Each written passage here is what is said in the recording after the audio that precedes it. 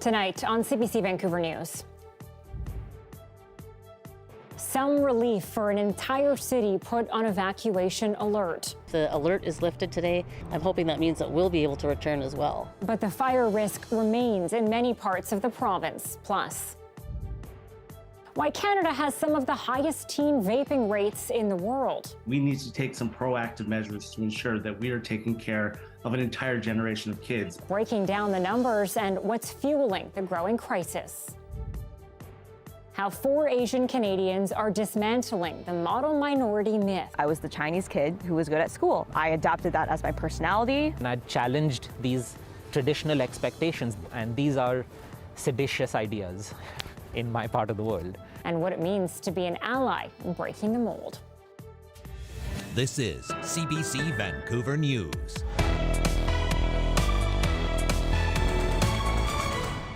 Good evening and thanks for joining us. I'm Anita Bathe. The case of an alleged Ponzi scheme was back in BC Supreme Court today. Hundreds of investors are suing BC mortgage broker Greg Martel after $225 million allegedly went missing. As Renee Filippone explains, Martel's whereabouts are also uncertain. I don't think that I'll ever see my money again. Alia Stimson says she is just one of hundreds of investors in court looking for answers, and that she's out $300,000. Due to health reasons at work, I don't qualify for maternity leave and was looking for alternative ways to kind of support my growing family. She says she invested in a company called My Mortgage Auction Corp, based on Vancouver Island, and that its owner, Greg Martel, promised high returns and said the money was being used for short-term real estate investments. You will 100% get paid back. But in recent months, people say they couldn't get their money out. More than $200 million allegedly missing. The company placed into receivership. In a recent statement to CBC News, Martel says the company has the ability to enable all investors to recoup their investments and denies it's a Ponzi scheme. The firm overseeing the receivership says the company's financial statements say it had $234 million in assets, but it's only been able to locate one bank account with less than $300. The lawyer for one of the investors says Martel's whereabouts are unknown. There has been a lack of cooperation in the context of providing information to the court, pursuant to court orders, and also providing information to investors as to where their money went. It is a classic example of, if it sounds too good to be true, it probably is. This Vancouver investment advisor has been following the case and says what he has heard is shocking. It's not good enough if their friends are making money and they want to get in on it. They should really be doing more due diligence before they do anything. The judge has now given the receiver power to get more information about what happened to the millions of dollars and given Martel a deadline of May 26th to comply. Renee Filippone, CBC News, Vancouver.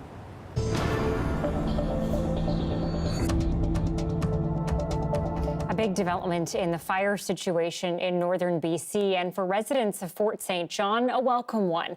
The city has lifted an evacuation alert for the entire city, all 21,000 people. Liam Britton has been in Fort St. John all week and joins us live. Liam, a lot of happy people, no doubt. Yeah, Anita, it's been a stressful 48 hours or so here in the city. And the reason for that stress is all around me. It's this wildfire smoke that's blanketing the city. But now those wildfires are no longer forcing all 21,000 or so people to be on evacuation alert. And I spoke to some residents to hear what they had to say about that. Did you hear the evacuation alert here in Fort St. John just ended? Yay! Oh, no! Woo!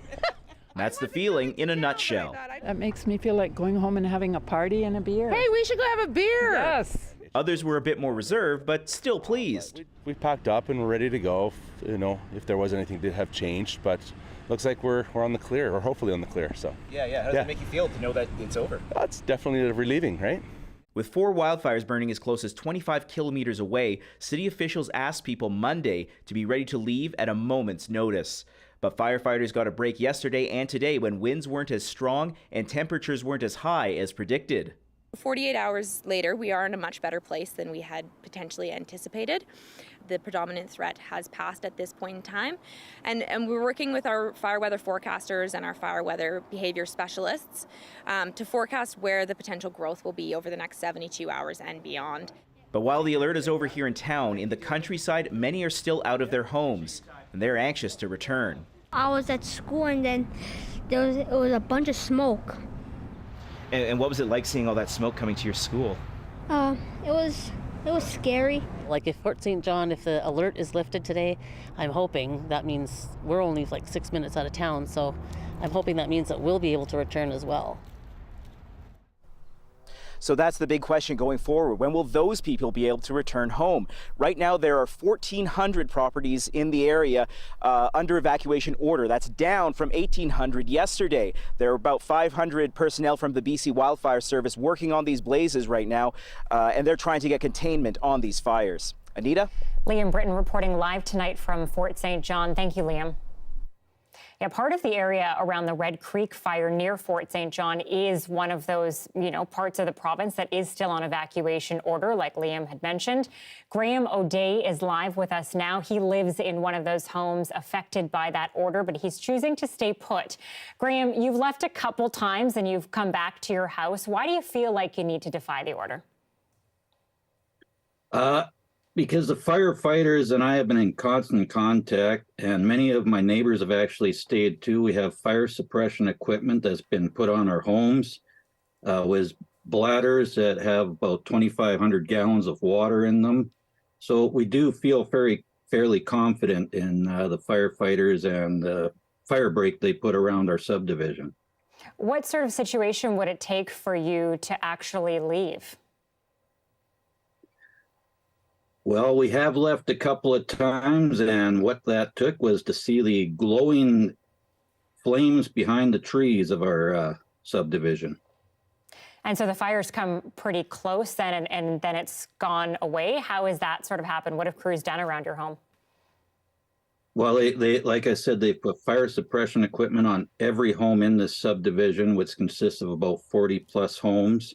They're all 5 to about 14 acre lots. So they did put in a fire break behind the north side of the subdivision, and that hopefully will protect us from the fire coming back in on us. And they've been amazing at their job, and the helicopters have been going back and forth daily. And yeah, we have all confidence in them. You have horses on your property as well. So each time you leave, and if you have to leave again, do you get those horses into vehicles, into trailers to leave with you? What happened is when the evacuation order, the alert was first given, we had to walk our horses a couple of kilometers down the road of our subdivision, and we put them on a friend's property who is more open and less susceptible to having the fire coming onto their pastures. So our horses have been there since this all started. Graham O'Day live tonight in Red Creek. Thank you so much. Thank you. A special air quality advisory has been issued for a large area of the interior because of that wildfire smoke. And some parts of the Lower Mainland may see the first smoky skies of the summer season. As Yasmin Gandam reports, those conditions come with significant health risks. The skies here in the Lower Mainland not as apocalyptic as years past, but in the interior and north, yellow, smog-filled skies. And there's more to come. So it does look like this the same pattern is going to continue for the next few days, and a shift in the pattern may come towards the end of the weekend. Environment Canada says to keep an eye on the weather as conditions could change at a moment's notice.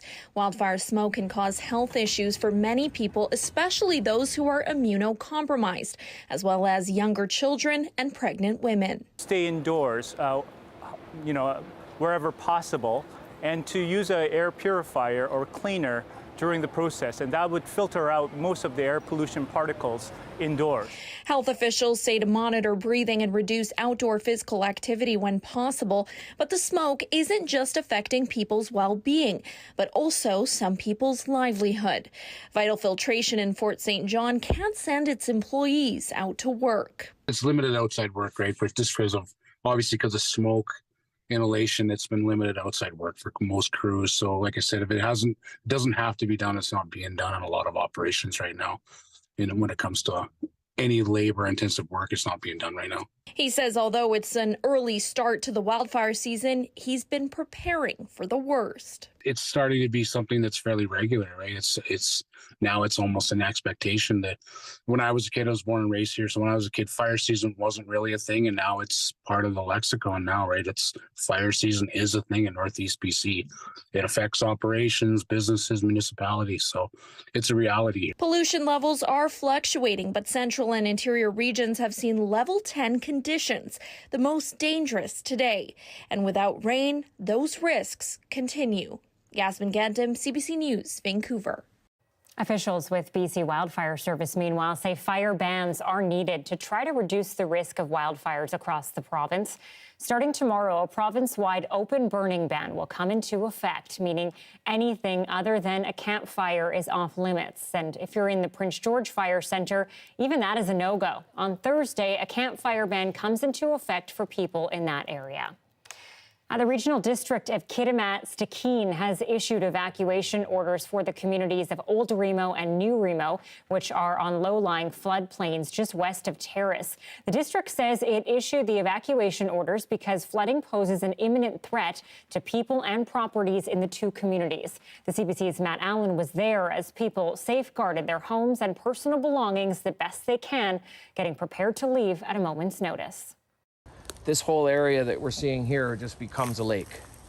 And then we'll have the water moving up towards our house. We put all of our electrical and all our machinery as high up as possible just to get it out. So that's what this is all about. We just, and we have a generator ready to go that we can keep the pumps going. And that's filled up and it's been tested and it's ready. Oh yeah, I see the water's... See, you can see the debris in the,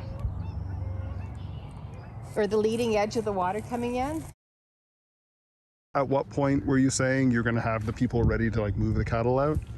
If we're at 2007 levels and the bump is still coming, we're expecting higher waters, then I'll move. So there's a pump in there keeping the water level down. And if I took the pump and stopped it, you'll see that the water actually is this high already, right? It's higher than my floor. So if you walk this way, then you'll see all of our stuff is up on blocks because as soon as it gets that deep, I've got a pump here that I'm gonna throw on. As soon as the water gets deep enough, if it ever does, otherwise I'll get a shop vac in here and just clean this up. So another pump ready to go. That's all we can do. And if it goes overland, then this is all gone anyway. That's what it is. Johanna Wagstaff is away. Amy Bell is here. And Amy, a lot of people watching floods, fires, and wanting to know what's to come. It's been a very chaotic few days. We did get some relief, though, in the Fort St. John area. We had those winds shift to a more easterly pattern. We will keep an eye on things, though, obviously, as we will see those winds picking up again tomorrow to about 20 kilometers an hour, but shifting to a more southerly pattern. So, yeah, not out of the danger zone yet, and still seeing very warm temperatures right across the province. 21 still right now in Vancouver Airport, 23 in West Van, and 26 out in the Fraser Valley. And we're not really going to see much relief from the heat until early next week, likely by Tuesday. We do have that risk of some smoke making its way down to us. It was a little hazy this morning, but then by the weekend, we'll start to see things shifting a little bit, some winds picking up in the south coast, and that means we'll sort of scrub the air, but definitely still seeing some very active weather for the next 24, 48 hours in the central and southern interior. That means we will see some lightning strikes very likely in areas around the Okanagan and the Kootenays, right around Prince George, where, of course, we're already dealing with a lot of smoke and tinder dry conditions. And then we will see things still very warm. As I mentioned, tomorrow we're looking at 29 in Whistler, 29 in Nanaimo, 30 out in the Fraser Valley. So it is going to be hot for a few days more. All right, Amy, thank you. You're welcome. A 52-year-old man has died after being hit by a vehicle in Oak Bay near Victoria. It was just a really, really loud thud. Everybody in the immediate neighborhood heard it.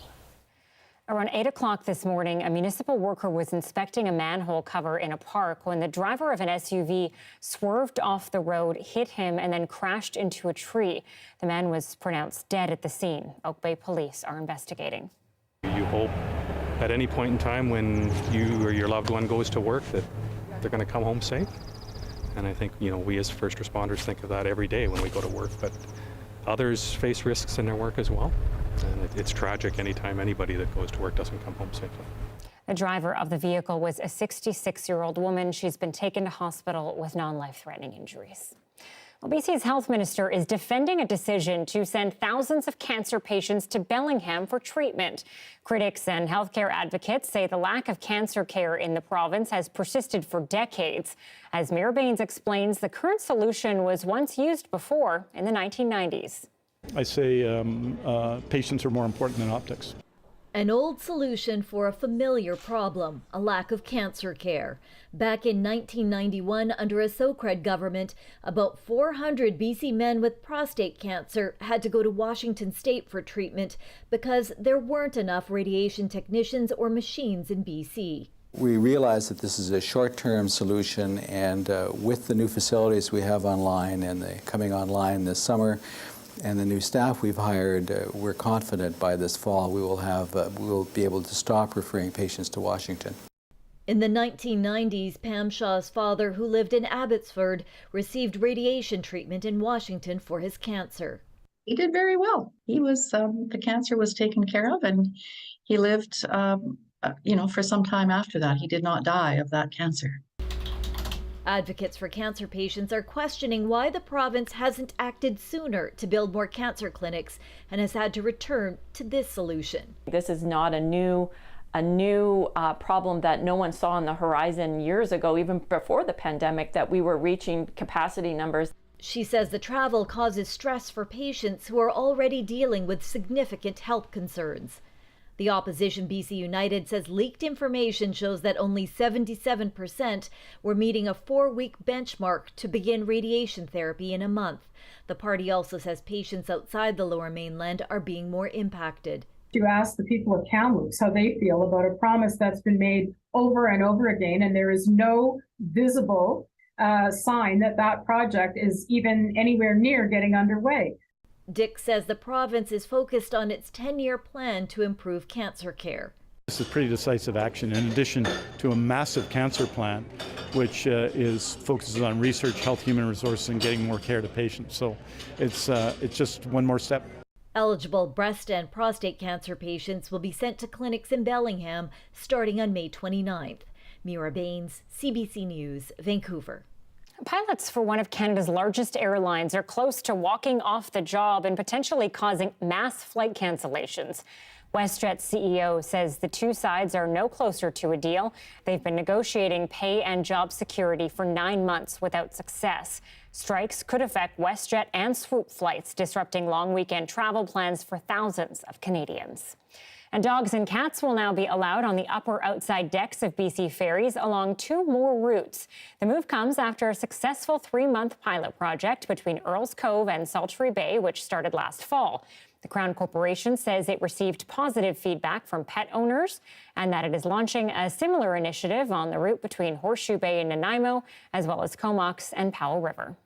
We are expanding it for about 60 days. We want to try it on a major route and take some learnings from that to see if there's anything different than on a minor vessel. We also want to hear from our customers as well as our employees to see if they have any feedback on it before we can move forward and expand it to other routes. BC Ferries says passengers can access the area using a designated stairwell.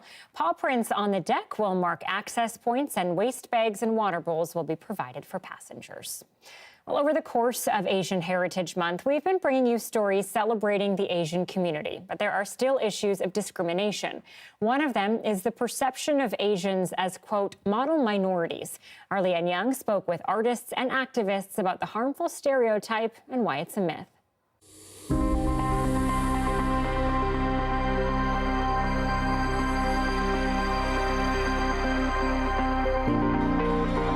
What does the model minority myth mean to you? I was the Chinese kid who was good at school. I adopted that as my personality, and that's all that I thought that I could be.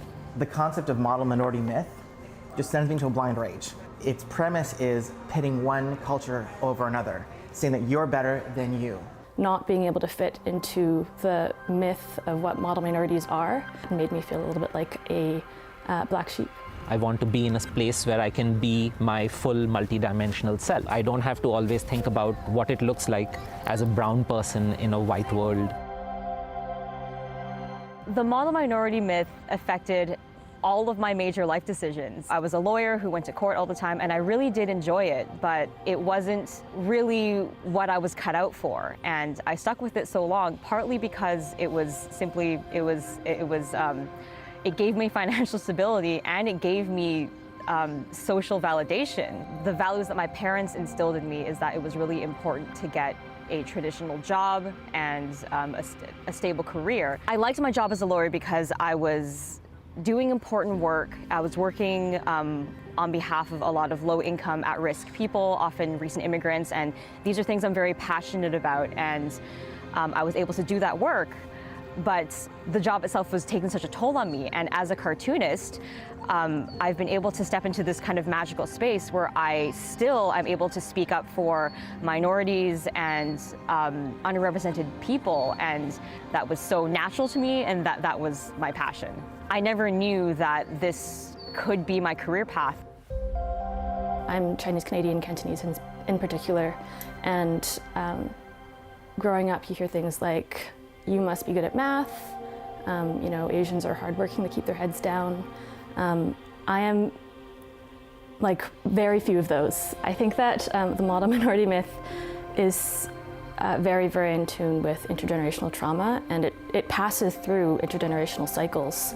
I think about like how my parents grew up relatively poor and how poverty impacted them. A very easy way to climb the social ladder is through capital. And I think a lot of people's understandings of what it is to be successful is based on the model minority myth, is based on what has been decided for us in order for us to fit into that rigid box of what it is to be Asian.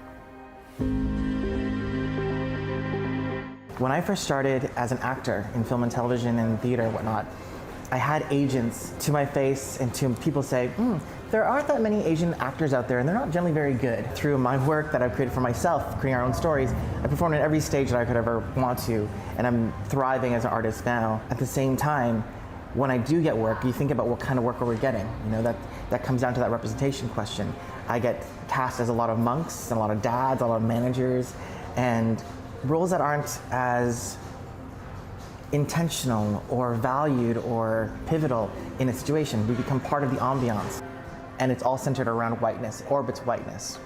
And I think that's a really challenging thing, because a lot of the dialogues right now within the work that I do with community-engaged art, within spoken word, is recognizing intersections, but also intercultural solidarity.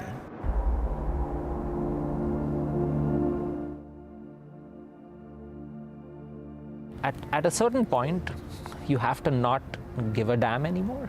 You have to decide for yourself where your limits lie and at what point you're sacrificing too much. I had already made one big sacrifice in my life, which was to give up engineering and to try to be a creative. And I challenged these traditional expectations, and these are seditious ideas in my part of the world.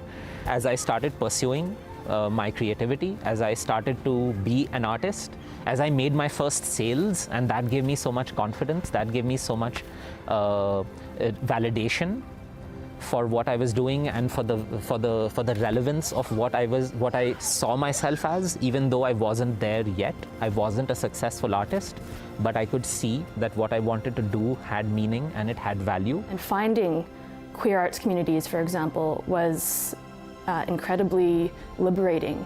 Being able to understand what exists beyond what community, what ancestors, what parents might think of you as being able to do, and exceeding beyond that opened my eyes up to what lies beyond when you believe in yourself and think that you can do things more than your parents know you can. It's really easy to stay in the trap of being just a model minority. people look at you and they ask you, why are you unhappy? You have all these things going for you. But what it meant for me was that I always felt like I was in this rat race where I was always trying to achieve things that I thought this invisible society wanted me to be. It took a long time for me to realize that I just wasn't happy with my career choices and I needed a change. So I think that for those of us with and benefit from the model minority myth, it's about making sure that we create spaces that amplify these stories and get people to listen, get the people in power to listen and change the systems. I don't want to use the word allies. I think what I want to use is engaged bystanders. When we witness each other struggling or succeeding, how do we intervene or amplify and support? A recent study shows nearly 1/3 of Canadian teens have tried an e-cigarette, sparking concern from health officials. After the break, a conversation with the CEO of the BC Lung Foundation.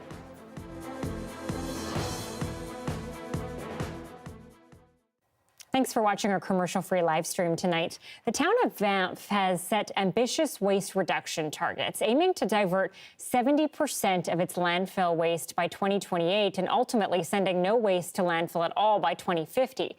City officials say they are making good progress. Take a look.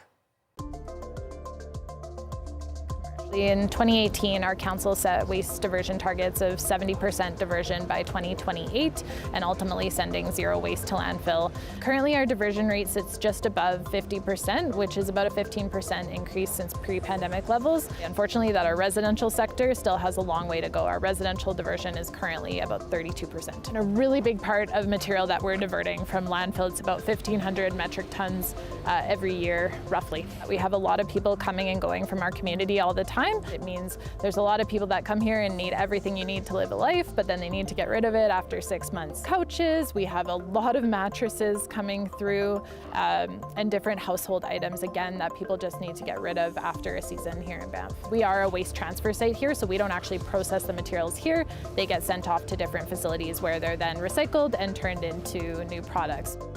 People can just drop off items here for free, and then residents can come take them for free as well, and there's lots and lots of treasures to be found. Our first part of the bylaw comes into effect July 1st of this year, which will require that accessory items like straws and cutlery are provided by request only. And then it also has a requirement for businesses to accept personal customer cups and containers. We really do need the whole community to get on board in order for us to reach our targets.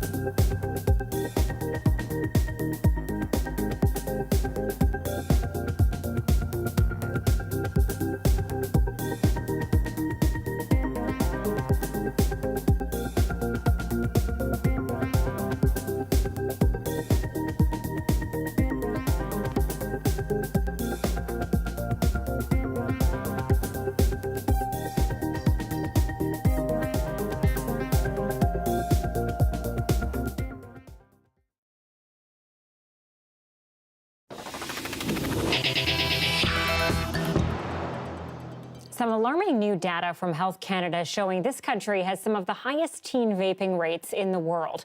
The study followed teens in grades 7 to 12 from September of 2021 to June of 2022. It found that 29% of Canadian students have tried an e-cigarette. That number is down slightly from 34% in 2018-2019, but is higher in older teen groups, with 41% of students in grade 10 to 12 having vaped before. As far as teens who vape on a regular basis, 17% of those surveyed have used an e-cigarette in the past month. That number is again higher in older kids at 24%. Now, the high rates of vaping in teens is a big concern for health officials and advocates. Earlier today, I spoke with the CEO of the BC Lung Foundation, Chris Lamb, and asked what he makes of the findings.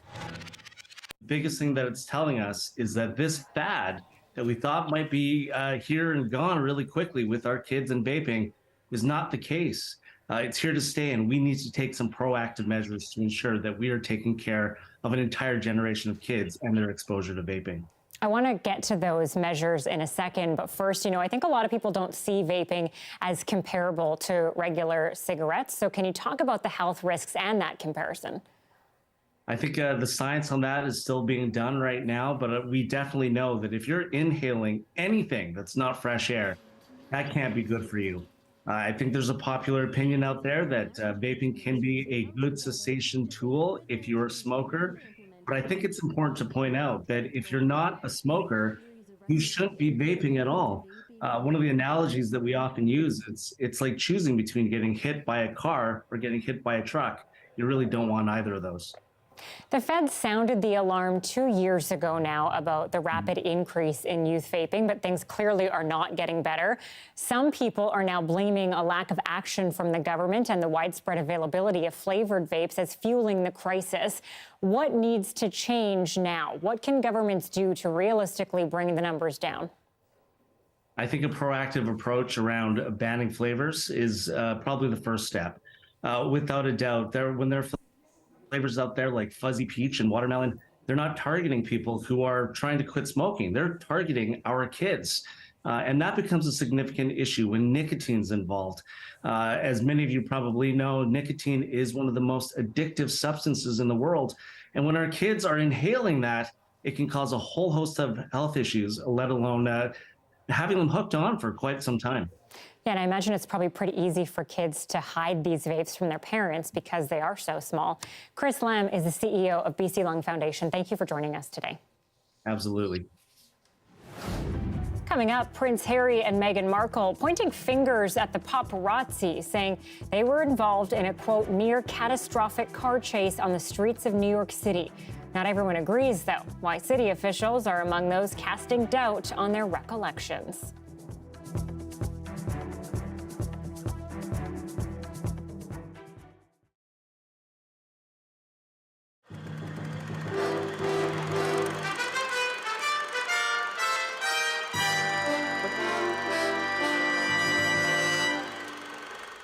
Spring in the city, and since this city is so closely tied to nature, the urban geese have a lot of options when it comes to where they park. Here is one of the more popular spots, Lost Lagoon in Stanley Park, but it seems some geese just can't stand it here, so they hang out at the mall. That's right, the mall. Well, it's not just any mall. Park Royal in Canada's richest community. Have you heard anything about the geese that are here? The geese that are living on top of the roof? Yeah. I've seen them. I've almost hit them a couple times. Yeah, I've seen them. Sometimes you have one, sometimes you just have a couple, you know? Yeah. Do they ever do anything to you? No, never. No, they're very quiet, you know? They just pose there, and I think it's beautiful. Just pretty much sits there. Yeah, have you seen them too? Yeah. Sits on one of the islands up there, doesn't bother anyone, just sort of hangs out. Have you gone up to see him? It amazes me that they choose these places that are so close to the people. Yeah. One would think that because they're part of nature and they are in fact wild, they would find some place that's further away from such the hustle bustle of Park Royal. Whistling Bernie Smith was once a police officer and for a time served as a special assistant and chauffeur to Bill Vanderzam. See that yellow thing? The goose is sitting up in the nest up there. Now he takes care of Park Royal's geese and gander. You can see her sitting right there, see? They just sit there. Rain, snow, shine, whatever the case. Cars drive by, people walk down there. Some people did walk by and didn't even notice, and those who did notice say that this is just part of the Park Royal parking experience. It was the male. He was way over there waddling around, and I thought, gee, I wonder if he knows what he's doing. And then I saw this one building her nest, and I thought, I guess that's a perfect place, except it's very public. So I hope she's all right. I hope they're okay. In fact, the mother goose seemed to be at home in its nest of concrete, not bothered by shoppers nor cameras, but then she is not the only one in the neighborhood. Just see where that white thing on the far side is? It's over there. It's always there. It's been there 2 years. Well, not always. And we came one day and it was gone, and we could see all the eggshells in the nest, and we thought that she's going to down the bottom of this, 5 floors down, and end up in the corner trap. But no, she got right across, way over there. See where the main office is? She was all across there trying to get inside the mall. When I got a call, we rushed over. Let's go, took them down the river. The mother, 6 little geese, she was as proud as punch. So this is the one that you let down to the river? This is the one. Most security guards would probably try to get rid of them. Get rid of what? Get rid of these geese. Why do you like keeping them around? Well, they're our friends. The geese of Park Royal. For Broadcast One, I'm Matthew Cowan.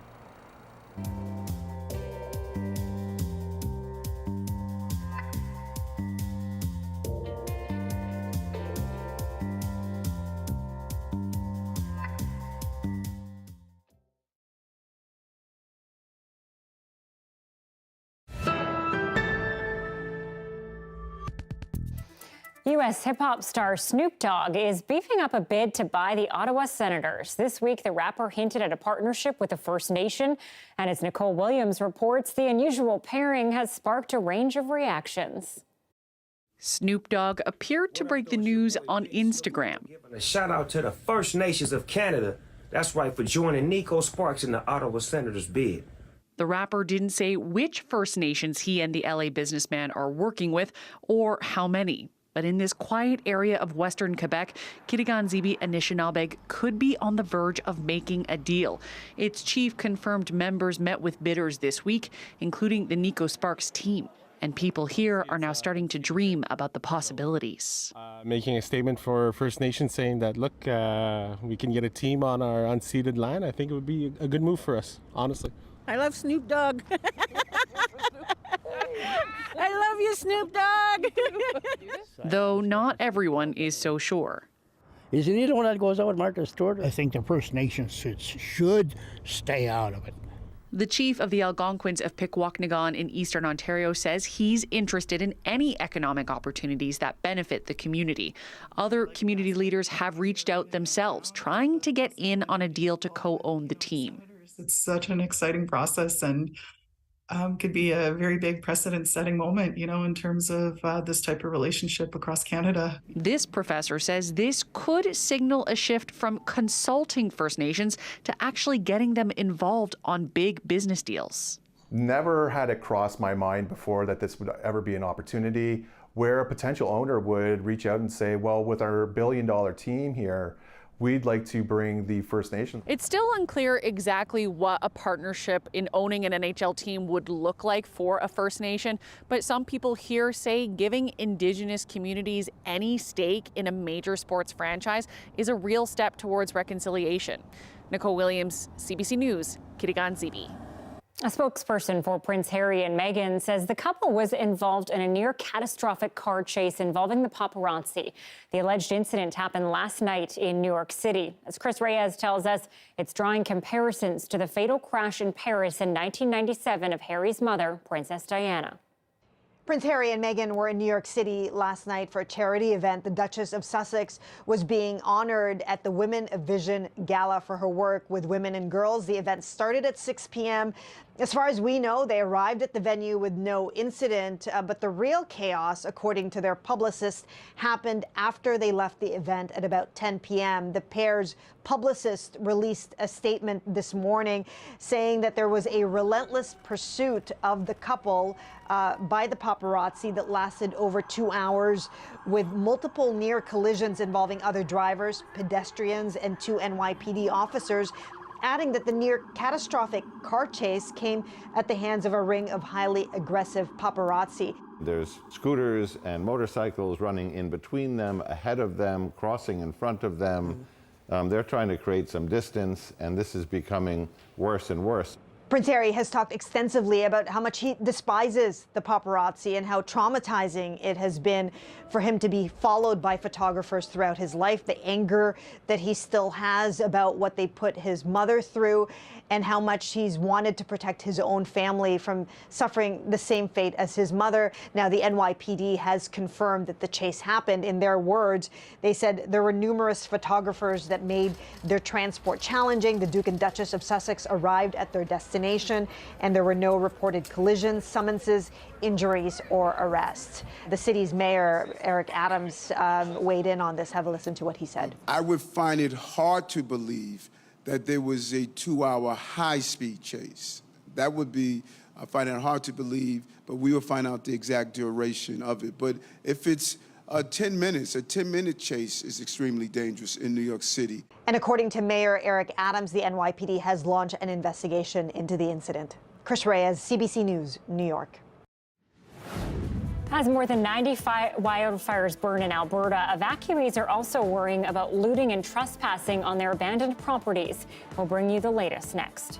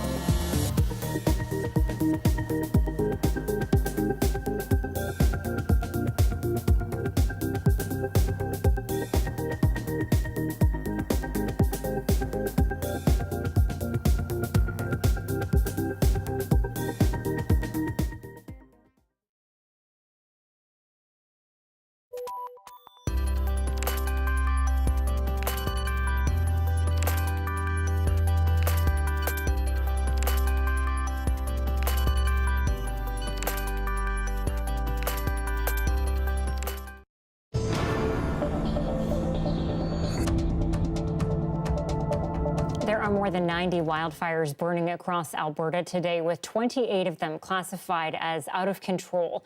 More than 19,000 people have been forced from their homes. Our Madeline Cummings is in Valley View, Alberta, where there's growing concern about the threat of trespassing and looting in evacuated areas. More than 70,000 hectares have burned in the municipal district of Greenview. There are 8 wildfires burning in this area, and of those 8, 6 could threaten nearby towns, like the one I'm standing in right now. We are in Valley View. Normally 2,000 residents live here, but they are under an evacuation order. We know from the Reeve, Tyler Olson, that the municipal district has lost about 30 structures during these wildfires. RCMP are here in Valley View blocking off the entrances to towns. And we learned from them this morning that there have been 28 reports of break-and-enters. Now that's province-wide break-and-enters in evacuation zones. They've made 12 arrests in relation to those. That follows in line with our typical crime trends that we experienced previously to the fires. Is the areas that we experience higher crime rates are the areas that are still being targeted now. So there's no real difference in that. It's just that we're really focusing on those evacuated areas right now. Driving into town this morning, we could see a lot of smoke in the air. It was very difficult to see much ahead of us. Very smelly inside the car. The mayor of Valley View, though, says that the wind is expected to keep blowing from the southeast direction, and that could blow some of the wildfire happening near this town away from town, which would be good news. We do not know a lot about the technical stuff. We just know what our fire chief will tell us and SRD tells us. But last night was a good night, I was told. So we're hopeful that in the near future we may be able to get people home. The Reeve says that he's most concerned about the wildfire near Fox Creek, and that's about 45 minutes away. Madeline Cummings, CBC News, Valley View.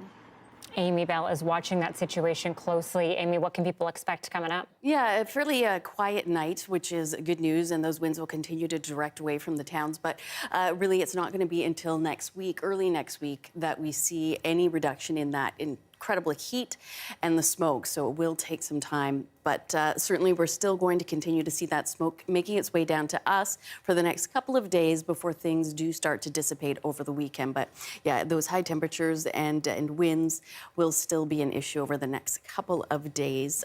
Taking a look for us, what we're going to experience over the next 24 hours is not a heck of a lot, where things are going to be a bit unsettled around the central and southern interior. So we will see that chance of thunder and lightning, which is especially bad, over the next 24 to 48 hours. But the majority of any chance of precipitation is well off into next week.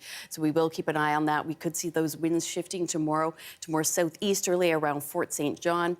And we also will continue to see those temperatures still quite high. A bit of sunshine in Tofino tomorrow, 29 in Whistler, 30 out in the Fraser Valley. So tomorrow, actually one of the hottest that we've seen this week before we gradually start to cool off. But again, even for us here, it is early next week that we really start to see a change as those temperatures. This is what we really want to monitor, though, overnight and throughout the day tomorrow. We could see quite a few lightning strikes. And if we don't have significant rain coming with that, which I suspect we won't, that's what we really need to keep an eye on. You can see that smoke still linger in the areas of the BC Peace, and a lot of smoke around Prince George and Fort St. John. Air quality very poor.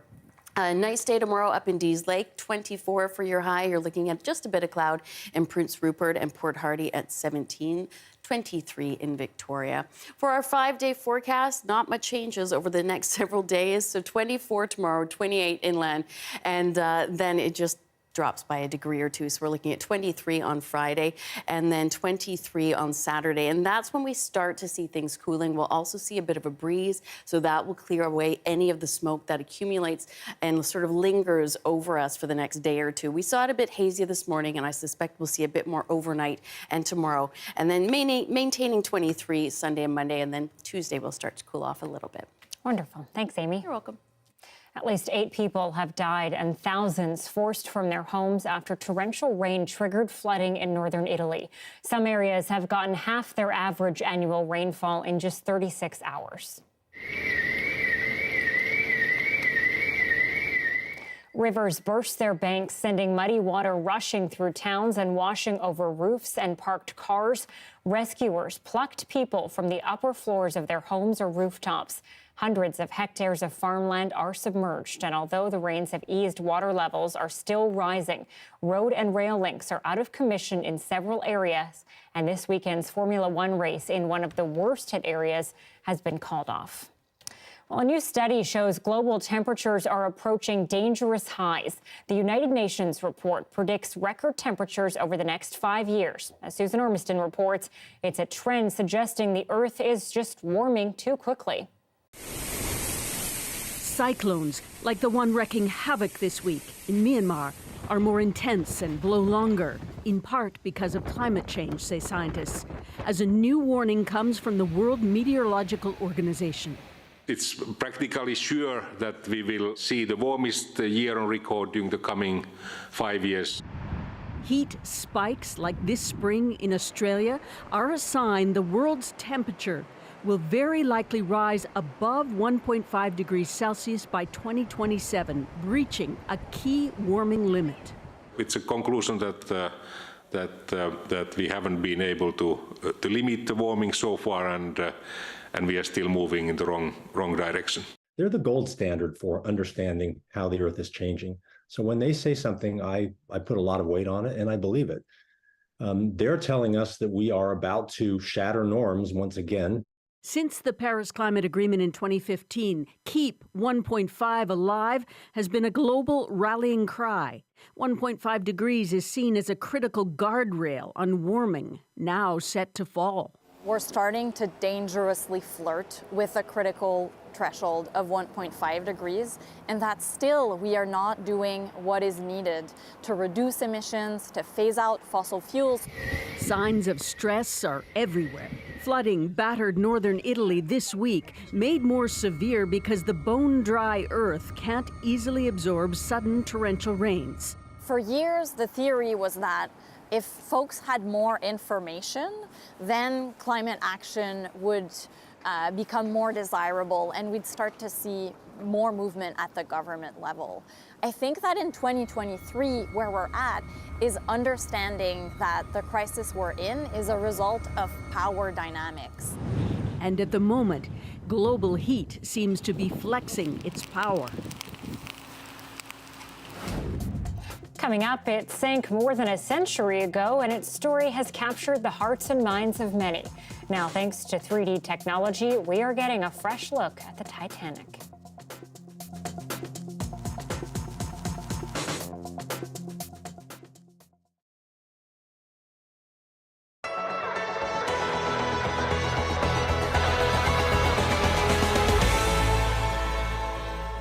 In recognition of Thomas Holst, the top fundraiser for Walmart Store 3121. I retired from Weaver and Fort Trading because it was getting a little bit too hard for me. He sent me to Walmart, and I went through the interview and went through everything, and I started there. Well, 8 years last December, so I'm in 9 years later, and I haven't looked back. They haven't looked back. I've been everything from security to greeter to people crying on my shoulder to laughing on my shoulder, sitting on my lap, and I'm going to really miss that. They were glad to get rid of me for number one because of my corny jokes. A fantastic thing is happening. I got CBC here with a beautiful young lady, and I won't say a giant taking pictures of me right now, but they are all wish me luck. Because I've been around Yellowknife for so long, I know so many people know me, and it's heartwarming to see them again and be able to talk with them. When people come in, I get to talk to them for 2 or 3 minutes, 5 minutes, and I see them with their wives or with their kids, And as time goes on, I see them 3 or 4 times, 5 times. They come in. I know they're coming in to shop and do this, and I can give them a little ribbing and maybe kick their backsides, but and the more I get talking to them, the more they get to know me. This is still, it is a souvenir or as a symbol of what I did have. Feelings, warm feelings. Not the money.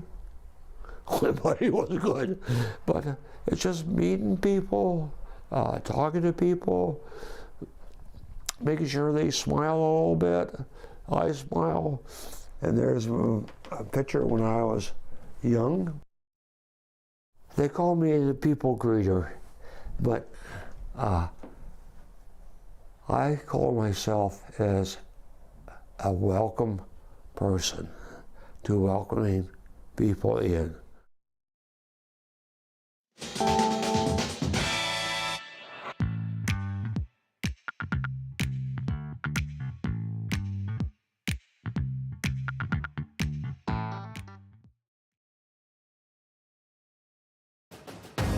We're sharing really important information with the public, and I feel like this is exactly what our job is, especially as the public broadcaster, especially in morning radio. That's incredibly important. Hi, I'm Amy Bell, and here's what's in your CBC Vancouver inbox. May is Asian Heritage Month, and we're highlighting the stories of amazing Asian Canadians who are making meaningful contributions in the community. More info at cbc.ca/BC Community.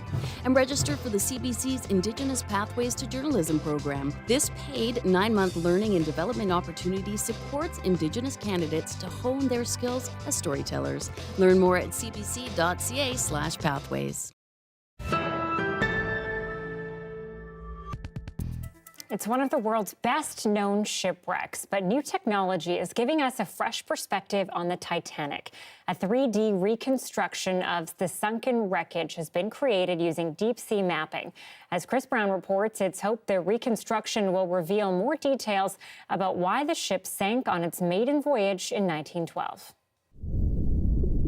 It's as if the Titanic has had all of the water surrounding it 3,800 meters under the Atlantic drained away. This stunning 3D reconstruction is made up of 700,000 images. Deep-sea mapping company Magellan and Atlantic Productions captured the images for a documentary. We have an absolute replica, bolt by bolt, of the Titanic. And we can look at it at full size. We can look at it at, at smaller sizes. There are new and incredible details, such as the serial number on a propeller. This debris field, rather than just being a collection of shoes and champagne bottles and other things, you can actually identify people's belongings that are still on the bottom of the ocean. I'm the king of the world! What most people know of the Titanic, about how a ship built to be unsinkable hit an iceberg and sank on its maiden voyage, comes from James Cameron's 1997 blockbuster. Cameron got a lot correct about what happened that night, but the new images also suggest new storylines. Officer Murdoch in the Jim Cameron movie is a bad guy who doesn't seem to want to launch the last lifeboat. Well, we went down and we could look at the exact davit that was holding the boat back. So in fact, he couldn't have launched it because it was jammed. To see it without the water was just breathtaking. Physician, scientist, and explorer Joe McInnes was the first Canadian to dive the wreck. You're looking through a tiny viewport, and you see this tiny section of seafloor or the Titanic, and you don't have a sense of the size of everything. So today's images kind of broke that for me, to see it in a way that I could only imagine. McInnes says as more stories about the Titanic are revealed, the more we learn about ourselves, which is why the story of the sinking continues to fascinate. How would I react if I was on the Titanic? Would I be courageous? Would I be a coward? It's a provocative place and it's a provocative subject. With microbes eating away at the steel, every year the ocean swallows up more of the wreck. But now with these new images, it's as if the Titanic has been preserved for generations to study and learn from. Chris Brown, CBC News, London. Yeah, who isn't fascinated by the Titanic? My grade 6 speech for school, 2 whole minutes about the Titanic. The movie, though, definitely brought that story to life for a lot of people. I think I need to watch it again. That is CBC Vancouver News tonight. Thanks for being with us. And a reminder that tomorrow we will be on conventional television, not streaming only, but we will be streaming at 6. We will be on later, after the NHL hockey playoffs. Thank you so much for watching tonight, and we'll see you tomorrow.